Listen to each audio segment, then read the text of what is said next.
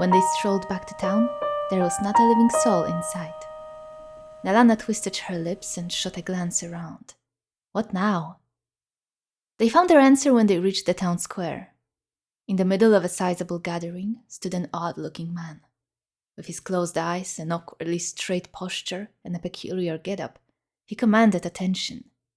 He paraded into Memnon in dark leather pants, a jacket adorned with fiery red fur, and a hair of a matching color cut into some sort of a rune on an otherwise bald scalp.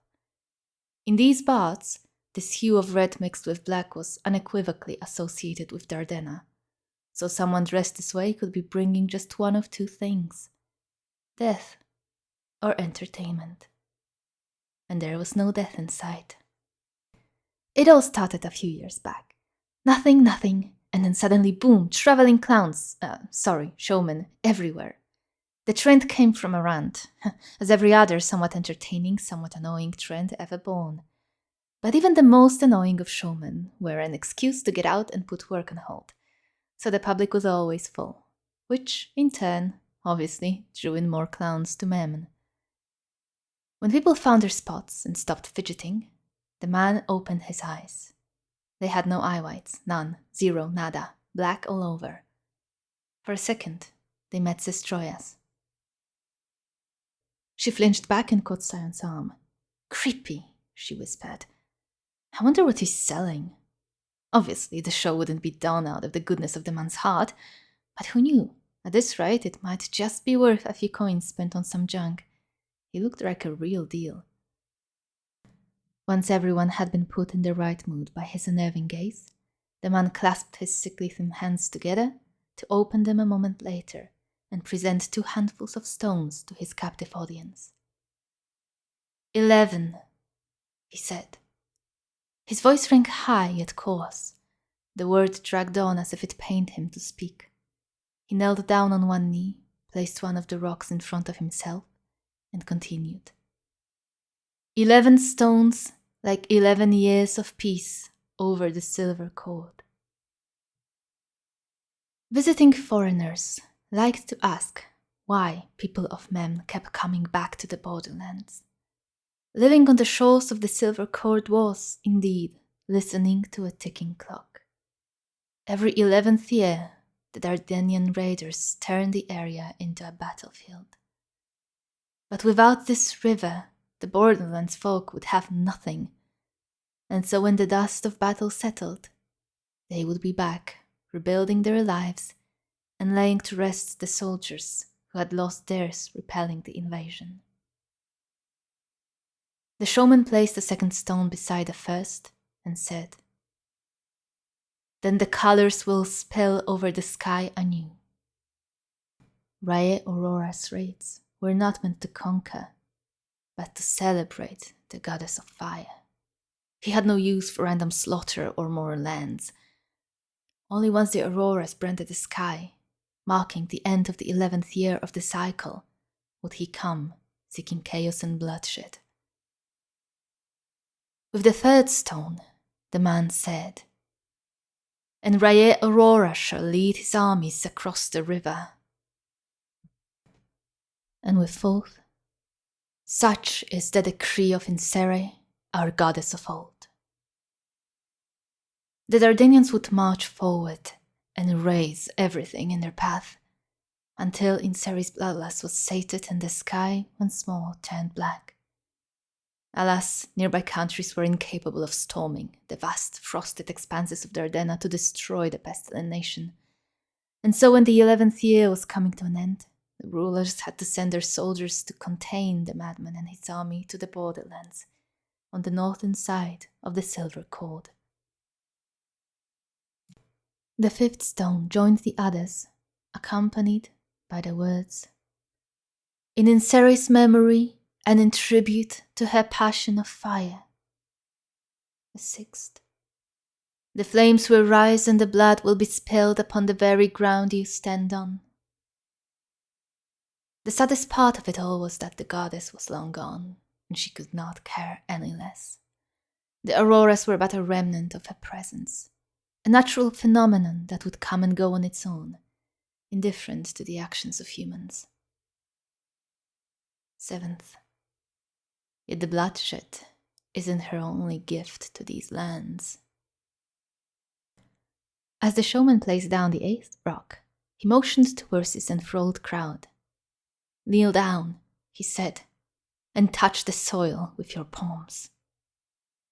With a few skeptical exceptions, everyone obeyed the request. Zestroya wasn't going to miss out on the trick that was sure to follow, so she too fell to her knees and pressed her hands against the ground.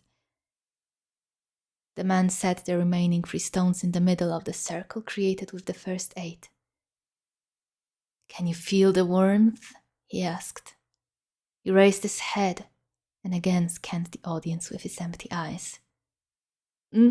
Zestroya's work got cut in half as the 3 stones burst into flames. Several of the gathered jumped up with a range of squeals, as if the ground had burned their hands.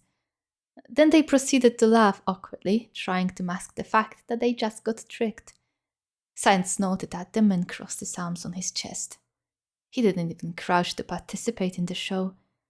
So uncaring, so sexy. Zestroya stood up, trying to look as nonchalant as possible. "That was mildly impressive," she whispered to Sion as the showman was giving the trick-ending speech. "By the way he looked, I kinda expected something flashier." "The stones on fire spooked me a bit," Nelana chimed in. "It's not easy to do that, I didn't expect it." "Simple trick, he had them coated with something," Sion said. "The whole thing relied on people getting fooled and reacting emotionally. Too bad we aren't all children." Nell shot him a harsh glance, to which he apologized with an innocent head tilt. She said, "But think about it. If the stones signify our years of peace, he just set our remaining ones aflame. His glow surely meant to signify that too." "You're reading too much into it," Sion replied. "Too many of those poetry books swirling in your head." "Psh, reading more into things makes them far more enticing. Imagine if Aurora didn't wait for Insera's lights. What if he just came 3 years sooner just because? We wouldn't have time to escape. They would catch us and flay us. Alive, I bet," Nell said. Sion kissed the top of her head. "You were one of the squealers, weren't you?" "Sure was, and happy about it. It was fun." But the only way to live a normal life in the Borderlands was to treat the cycle as a part of life. Don't let it become a taboo, erased from culture and conversation. Explore it instead, familiarize it, even mock it, much like humans did to death since the beginning of time. And death, admittedly, was the scarier of the two. Unlike the Dardanians, it did not schedule its arrival. Zestroya looked away from them and focused on the showman again. The important question, what he was selling, was about to be answered. Among some clapping, the man moved his hand over the circle of rocks, this time calmly hitting them up to the point they all caught aflame. And that got him another round of applause. Then he waved the flames away and left the stones red hot for a brief moment before quickly chilling them with another theatrical gesture. The rocks were now covered in intricate signs or runes of sorts. The merchandise. Seeing Nelana's enthusiasm for the trick, Sion was first in line to buy one of the stones. He returned and presented her one to her delight, then gave a second one to Zestroya. Such a kind slap in the face. Zestroya thanked him and juggled the warm rock in her hands, thinking of the deepest closet in her place that would be its new home. "My name is Agaray," the showman said. Suddenly, in a voice that commanded such authority, everyone shut up and turned towards him. "And I hope you had a wonderful evening, because it was your last. The 3 years you believed you had have gone up in flames on your very eyes. Tomorrow is here." He referenced one of Mem's oldest sayings, "Tomorrow can't come today." The showman clasped his hands, and the dust from the ground rose to cover his silhouette. He disappeared, accompanied by a round of enthusiastic applause. Sion raised his eyebrow and propped his hands on his hips. So what shall we do on this last day of our lives? He asked, following the showman's convention. I don't know, get drunk? Sestroya suggested. Creative, says Truly. Got a better idea? Sion bit the low corner of his lip. They both glanced at Nell, who just pouted. Gods, we suck, Sestroya said. Maybe we deserve to die if this is how we live. Maybe. Let's see if the alcohol does us in, then. Right behind you. The power of the looming hangover could be felt well before they even took a first sip of alcohol. Tomorrow was the 23rd of Ahna, which meant that working would be all but scoffed at by anyone with any respect for tradition. And that meant that the party, which was about to start, would last longer than any human body would ever want.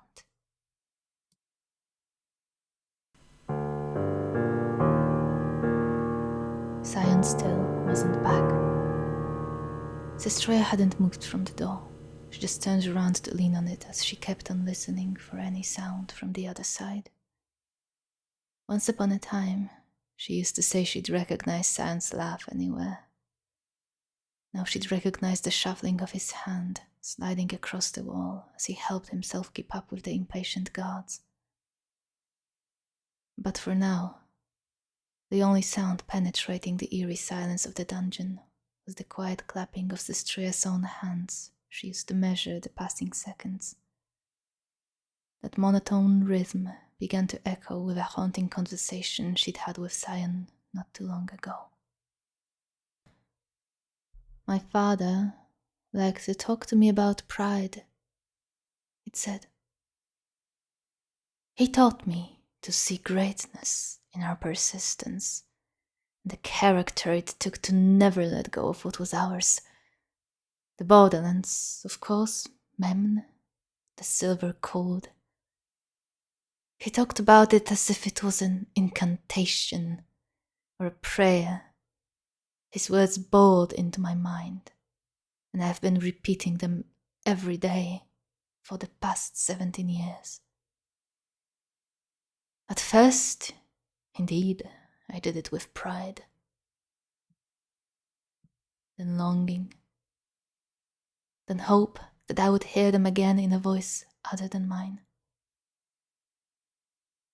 Yes, Sestroya knew these words by heart. They had become Sion's literal ritual. After a moment of lingering silence, he had continued. Then, with reflection, resentment, and lastly, hate, he said. The sins of Memn, stupidity, stubbornness, our pointless grandeur. They were nothing to be proud of unless you take pride in your undoing. But what pains me the most, Sestroya, is that I should have known better.